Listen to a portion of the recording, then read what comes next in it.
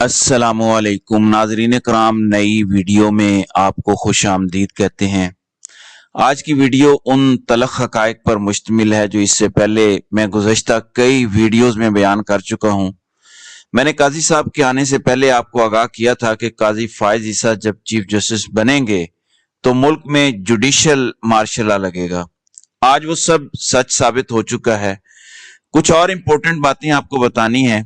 जैसे ही जस्टिस मज़ाहिर अली अकबर नकवी ने कल इस्तीफा दिया और उसके बाद मैंने जब वीडियो की तो मैंने उसमें कहा था कि ये आखिरी इस्तीफा नहीं होगा, टारगेट जस्टिस एजाजुल एहसन भी होंगे और बाकी भी हक और सच पर खड़े होने वाले जितने भी जजेस हैं जिन्होंने जुर्रत की है इस आमरीयत को डिफाई करने की, वो सब निशाने पर होंगे।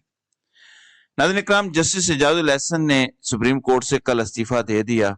जस्टिस एजाजुल एहसन अक्टूबर 2024 यानी इसी साल मुल्क के चीफ जस्टिस बनने जा रहे थे। क्यों अपने इस ओहदे को लात मार दी?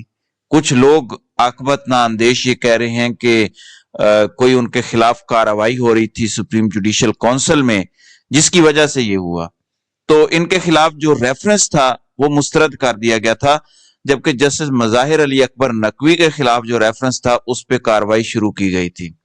लेकिन जस्टिस एजाजुल एहसन के खिलाफ कोई रेफरेंस मौजूद नहीं था। तो फिर क्या वजूहात हैं? दो तीन चीजें आप समझ लें। नाज़रीन इकराम, अरशद शरीफ का केस कौन सा बेंच सुन रहा था? दो जजेस उसमें से मुस्ताफी होने पर मजबूर हो गए। अरशद शरीफ का केस किस किस की दुखती रग है ये आप अच्छे से जानते हैं। नंबर दो, वो कौन कौन से जजेस साहिबान हैं जिन्होंने फौजी अदालतों में सिविलियन के ट्रायल को कलअदम करार दिया था। उस बेंच में भी ये दो जजेस शामिल थे जिन्होंने फैसला दिया। इसीलिए ये कहा जा रहा है कि मजीद इस्तीफे भी आ सकते हैं। जस्टिस मुनीब अख्तर उस बेंच में शामिल थे, जस्टिस आयशा मलिक थी, जस्टिस याहिया अफरीदी थे। तो ये जो प्रोमिनेंट जजेस हैं जिन्होंने मुस्तकबिल में चीफ जस्टिस भी बनना है, एक जस्टिस एजाजुल एहसन से जान छुड़वा ली गई है, नेक्स्ट मुनीब अख्तर साहब हो सकते हैं उनके लिए मसला। मंसूर अली शाह के बाद वो भी टारगेट होंगे, उनका भी इस्तीफा आ सकता है। और जस्टिस आयशा मलिक जो 2030 में कहीं उन्होंने चीफ जस्टिस जाके बनना है और इस दौरान एक साल के लिए याहिया अफरीदी ने भी चीफ जस्टिस बनना है, वो भी टारगेट पर हो सकते हैं। तो ये 3 से 4 जजेस हैं जो टारगेट पे हो सकते हैं और इनमें से किसी का भी इस्तीफा आ सकता है। ये क्यों किया जा रहा है और इससे हमें पता क्या चलता है? नाज़रीन इकराम, जब रजीम चेंज ऑपरेशन पाया तकमील तक पहुंचा, यानी इसका पहला फेज, और इमरान खान को इन्होंने निकाल दिया 9 अप्रैल की रात को, उसके बाद 13 या 14 तारीख को बड़े इदारे की जानिब से एक प्रेस कॉन्फ्रेंस हुई। उसमें कहा जाता है कि नई हुकूमत आ गई है, डॉलर का रेट बेहतर हो गया है, स्टॉक मार्केट भी ऊपर जा रही है। ये वो मोमेंट था जब मैंने महसूस कर लिया था कि अब हमें बोलना पड़ेगा और हमें ये जंग लड़नी पड़ेगी और हम बोल के ही जंग कर सकते हैं। जाहिर है हर बंदे का अपना एक रोल होता है।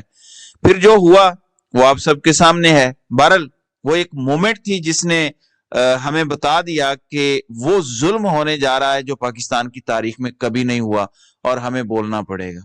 एक लंबी जंग होगी जो लड़नी पड़ेगी। फिर उसके बाद जब अरशद शरीफ को शहीद किया गया तो रियलाइज हो गया कि ये अपनी सारी कश्तियां जला रहे हैं, ये वापस नहीं जाएंगे, ये यू टर्न नहीं लेंगे।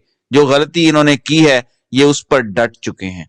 फिर जब इमरान खान को गोलियां मारी गई तो ये last nail in the coffin था।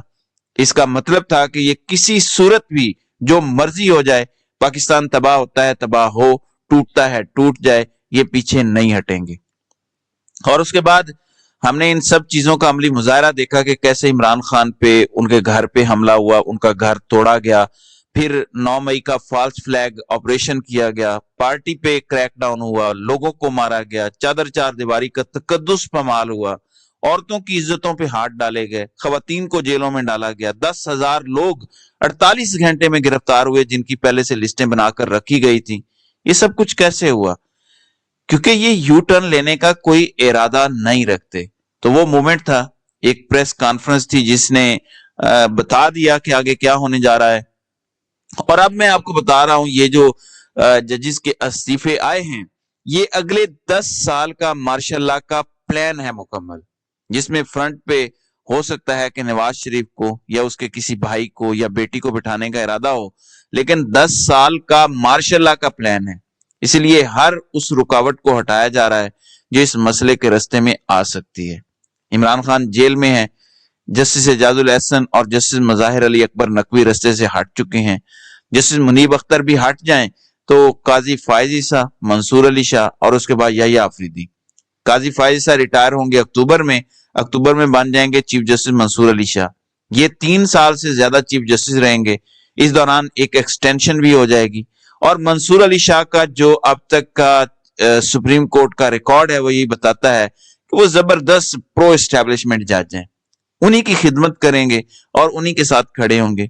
उसके बाद अगला नंबर अब सबको क्रॉस करके, जहां तक मेरी अंडरस्टैंडिंग है, जस्टिस याह्या आफरीदी का है। उन्होंने कुछ उसूल पसंदी भी दिखाई, कहीं कहीं उन्होंने उसूली फैसले भी दिए हैं, लेकिन वो ग्रुप तो काजी ग्रुप का हिस्सा है। अगले 8-10 सालों का जो प्लान है उसमें मुनीब अख्तर को अब हटाना है, जस्टिस आयशा मलिक को हटाना है, और फिर उसके बाद गलियां हो जन सुंजियां ते मिर्जा यार फिरे। लेकिन जहां ये सब कुछ हो रहा है, वहीं आपको इमरान खान की दिलेरी को सलाम करना पड़ेगा, सल्यूट करना पड़ेगा। धमकियां देते हैं, केसेस से डराते हैं, फैमिली मारने की धमकियां दे सकते हैं, फैमिली की कोई प्राइवेट वीडियोस की धमकियां हो सकती हैं, आपके बच्चों की जिंदगियां बर्बाद करने की धमकियां हो सकती हैं, for what ever mistakes they have probably made in their lives. लेकिन वो इमरान खान है जो अब तक डटा हुआ है इस सिस्टम के खिलाफ। वो ये जानता है कि इस्लामाबाद हाई कोर्ट में आमिर फारूक बैठा है, सुप्रीम कोर्ट में फायज ईसा है, और जस्टिस एजाजुल एहसन, जो मैं जाती तौर पर समझता था कि इमरान खान जेल से तब बाहर आएंगे या तो अवाम इलेक्शन में इतना वोट डाल दे और अपने वोट की हिफाजत करे और सड़कों पर रहे और नतीजे लेकर जाए, तो फिर तो इमरान खान बाहर आ जाएंगे। और अगर ये ना हुआ किसी वजह से, तो फिर जब justice Ejazul Ehsan chief justice बनेंगे तो कोई अदालतों में सैनिटी वापस आएगी, कोई आइन कानून वापस आएगा, तो फिर इमरान खान रिहा हो जाएंगे। लेकिन अब तो जस्टिस एजाजुल एहसन ने भी इस्तीफा दे दिया है और जस्टिस मंसूर अली शाह अगले 3 साल से ज्यादा चीफ जस्टिस बनेंगे काजी फायजा के बाद। लेकिन इमरान खान ये जंग कोई जजों के भरोसे पे तो नहीं लड़ रहे। इमरान खान ये जंग अल्लाह ताला के भरोसे पे लड़ रहे हैं, और जो अल्लाह ताला पे भरोसा करते हैं वो टूटते नहीं हैं इन चीजों से। आप यकीन माने, आज मेरी वही हालत है जो रजीम चेंज ऑपरेशन के वक्त थी। मुझे हकीकी मानों में बहुत दुख हुआ है, क्योंकि मुझे इनके इरादे पता चल चुके हैं, बहुत खतरनाक हैं। सब एक उस वक्त एक मोमेंट थी और एक आज मोमेंट है। ये किसी सूरत पीछे हटने के लिए तैयार नहीं है।